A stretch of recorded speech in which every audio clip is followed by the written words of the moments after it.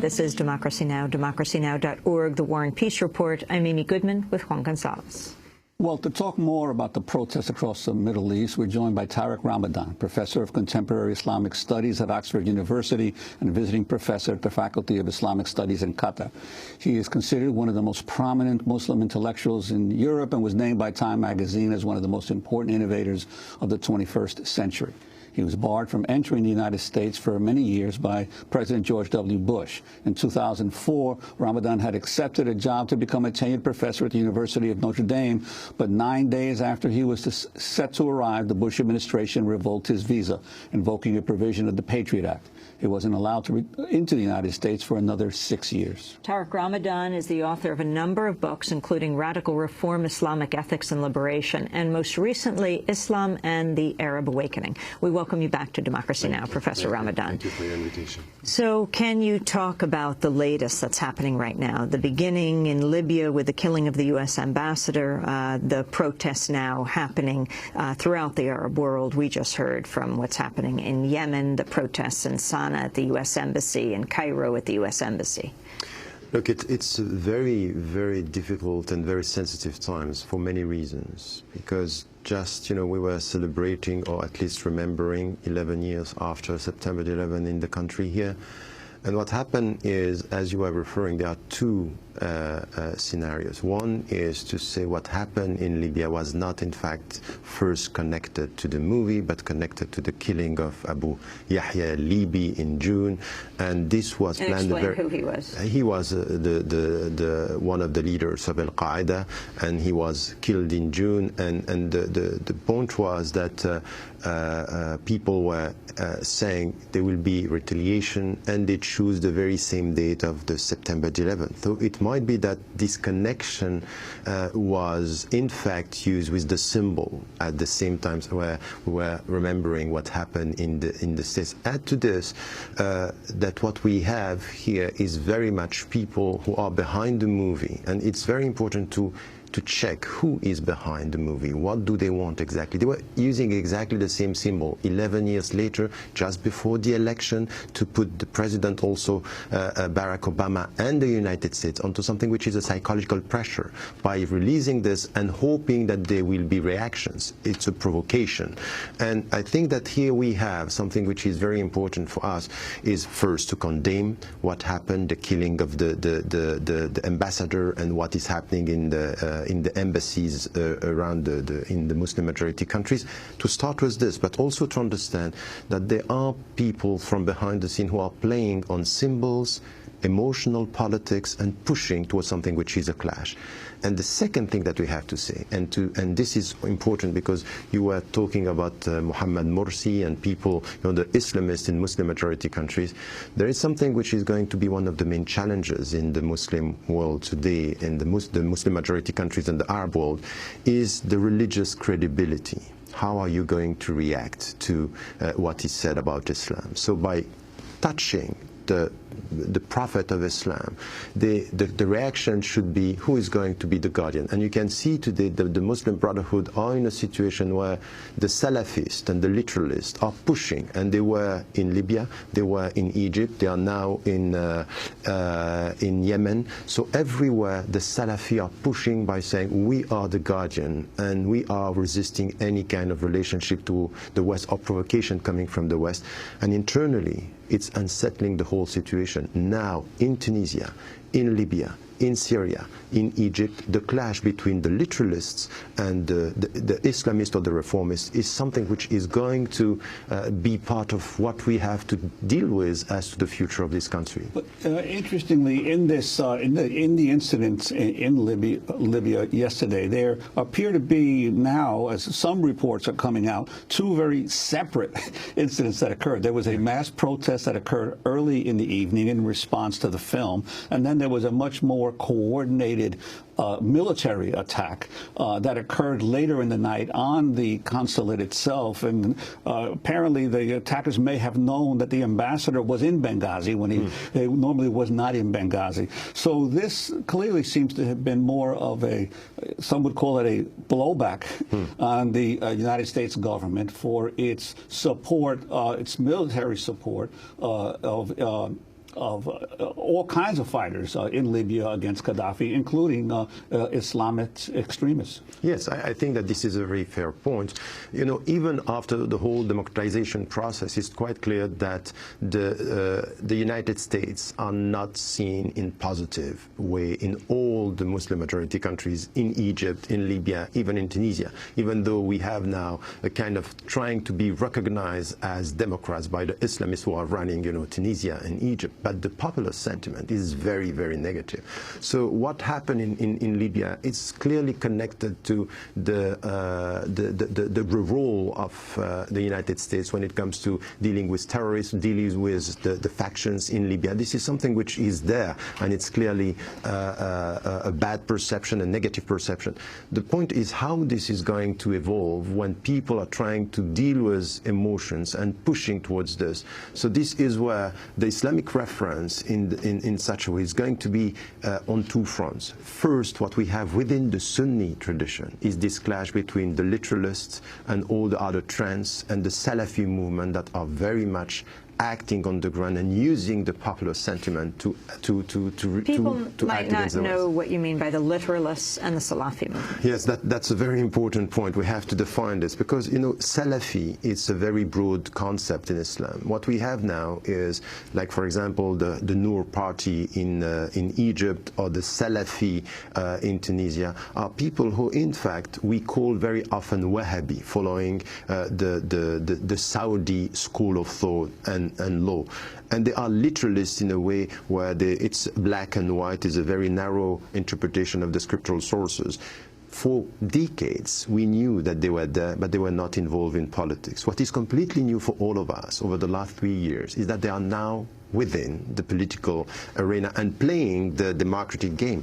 1 year ago, the people from the Noor party, before even creating a party, were saying democracy is not Islamic. And all of a sudden, in 8 months, they enter into the political game and they got 24%, meaning that this is a political power and they have some credentials and they are playing with this. And the perception in the West is, oh, they are the same as the Muslim Brotherhood. In fact, no.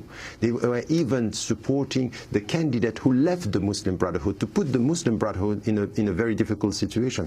And they are backed and supported by financial, support by organizations that are coming from Saudi Arabia, even Qatar, and these organizations are supporting them financially. And they are now in Tunisia. When I was in Tunisia talking to the president, he was telling me, we didn't know about these people before. How come in less than 6 months they are there and they are pushing?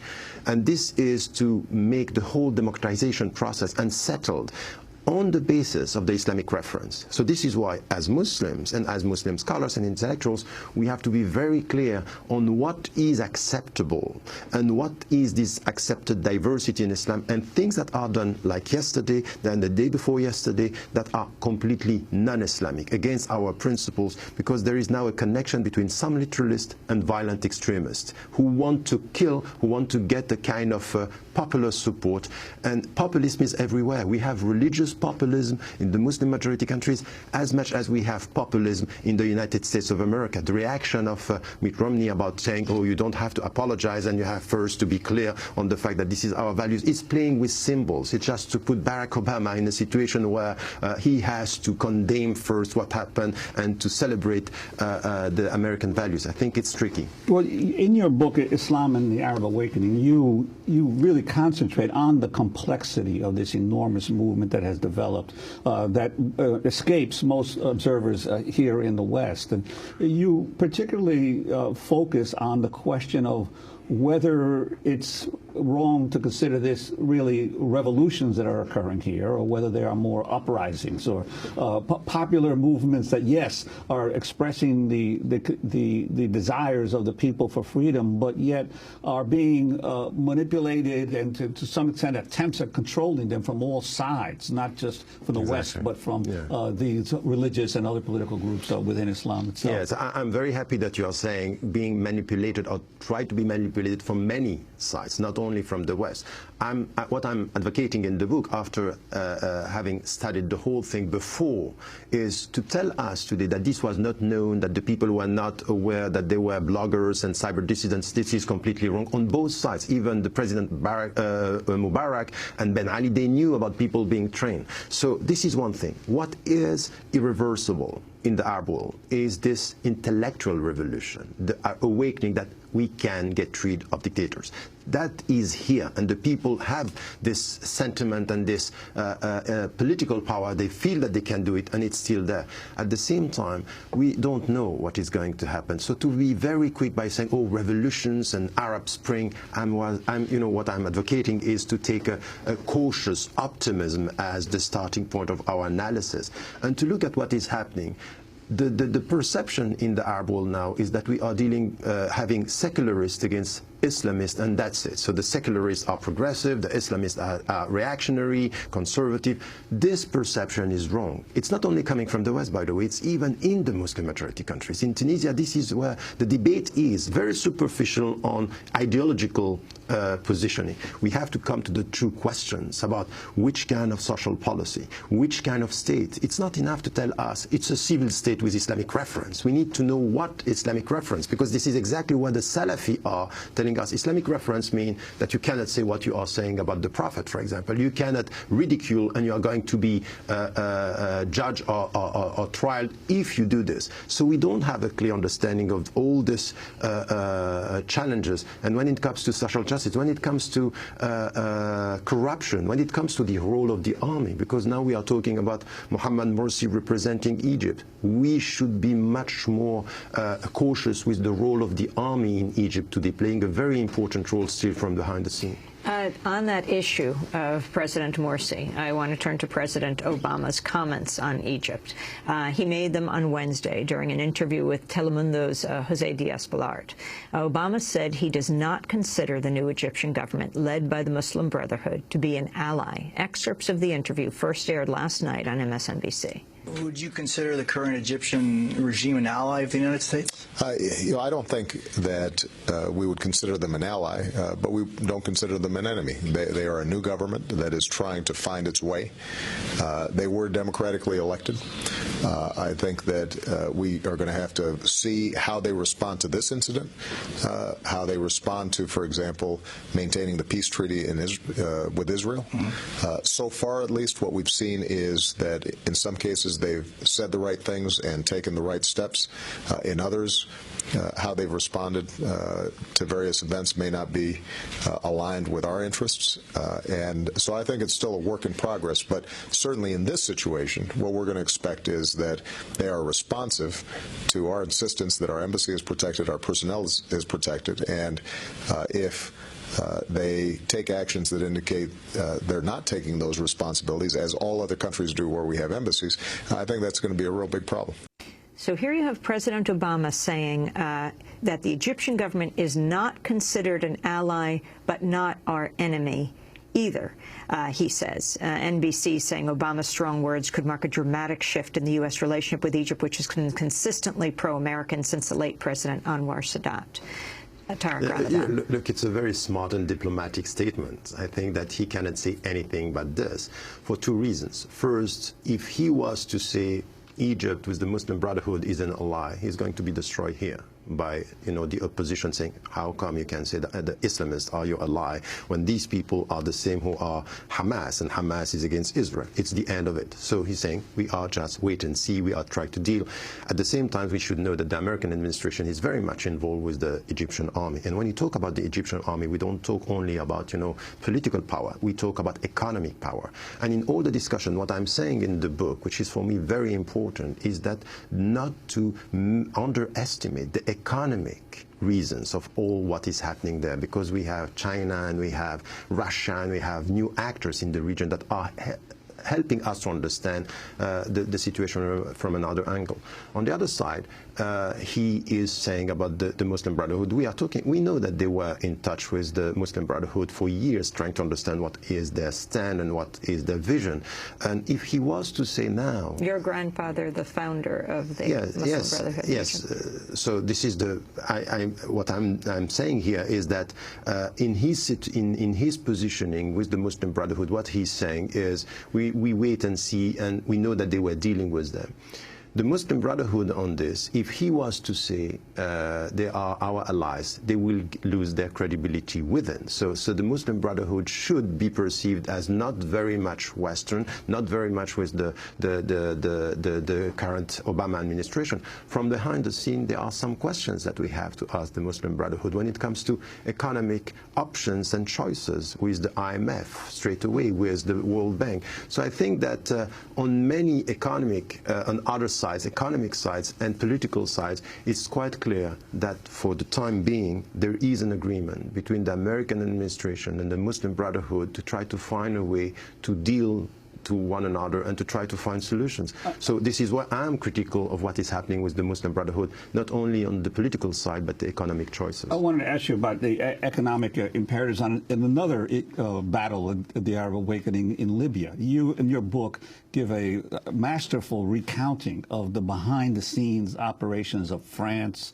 and the United States in the only popular uprising in which they interceded directly. Could you talk about that and the role of France in cornering much of the oil market in Libya even before the Western intervention? Yes, if we study the facts before and what was happening in Libya, you know, the reaction of Russia and China should be understood in the light of what happened in Libya, their reaction on Syria, because they lost their economic interest and their access to the oil resources in Libya because of what happened. They took the United Nations, resolution on no-flight zone as, a permission for NATO to go there and they intervene. In fact, this was not for the sake of, the Libyan blood. It was for economic, geostrategic interests and to secure their interests. So the Barack Obama was unable to go there for many reasons, because he had internal crisis and there is this Afghani and Iraqi fronts. It's impossible to add another one. So there was a deal with France, and France was involved, even we had, a new foreign ministers like Bernard-Henri Lévy. He went there and he was, the figure who was helping France to find the opponents and to create this transitory national council.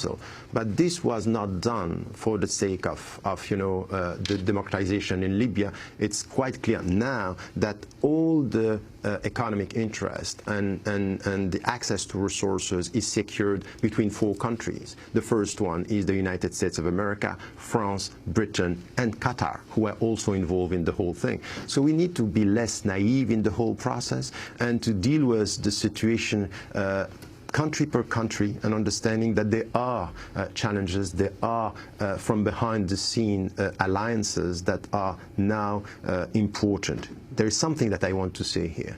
All this discussion about the Islamists, and I'm studying it in the book, we have to deal with the Islamists on the ground to see what they are going to do. Remember 10 years ago what was said about Erdogan? He's going to change the country into an Islamist country, a new Iran.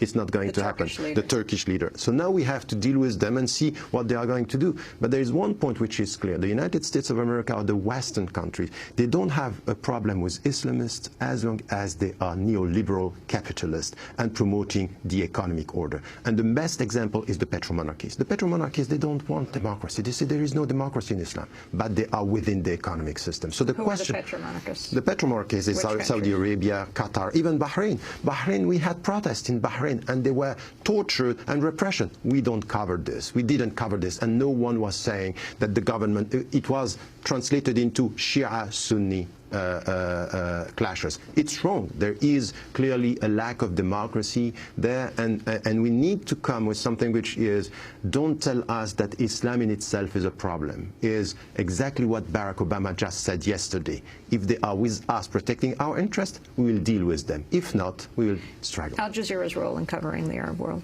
Yes, I'm talking about it in the book, saying we have to look at the way they were dealing with this, pushing in Egypt, pushing in Tunisia, silent in Bahrain, silent so it's a selective. Libya as well. Exactly, of course, they were even sending armies and people. So all Jazeera in itself, perceived as a counter Fox News channel, has to be also questioned as to the intention. And we know now, the Arabs and the people in the Arab world, they are very much supportive of Al Jazeera, taking it as a credible source of news. Now it's much more questioned by the people. When I was in Tunisia, I say, what do they want exactly? For whom are they running? What do they want? And there is something which is connected to the government. So I think that in all this, it's clear that it played a very positive role in Egypt by pushing the people.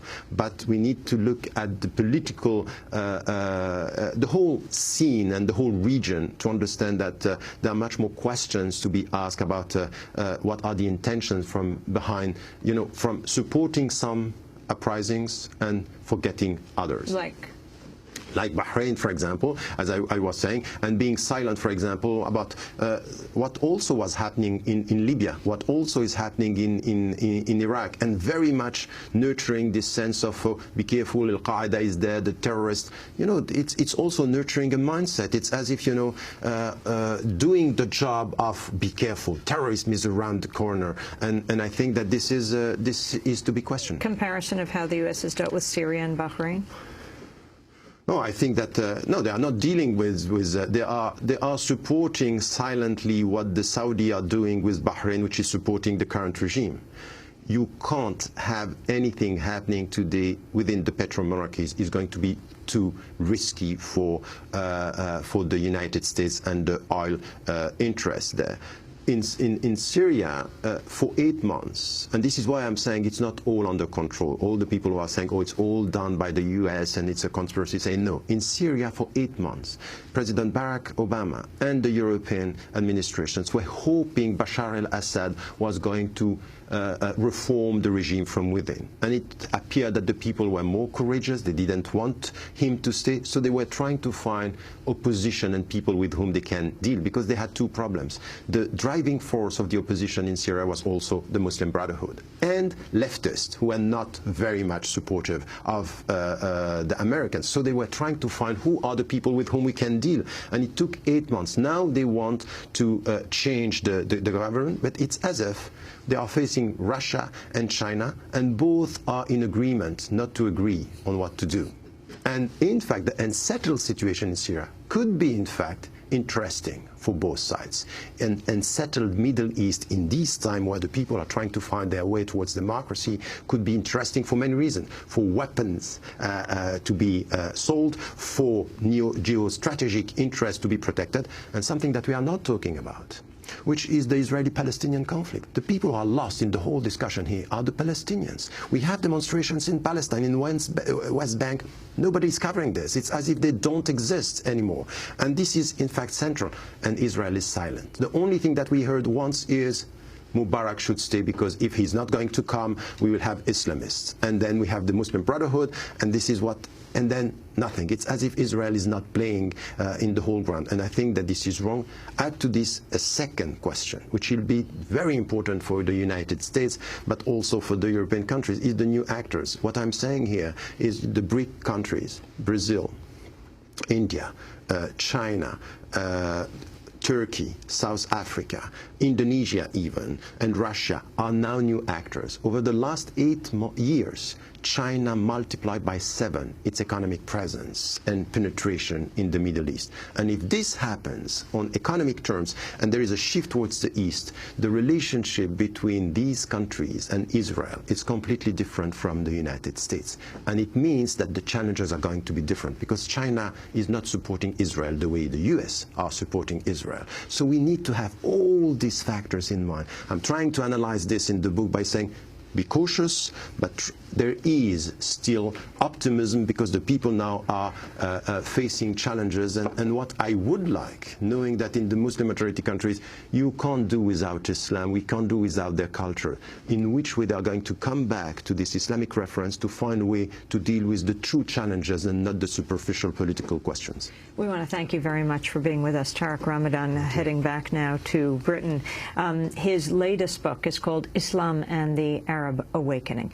Tariq Ramadan is a professor of Islamic Studies at Oxford University and visiting professor at the Faculty of Islamic Studies in Qatar. He is the author of a number of influential books. Time magazine has named Tariq Ramadan one of the most important innovators of the 21st century. This is Democracy Now! When we come back, the poverty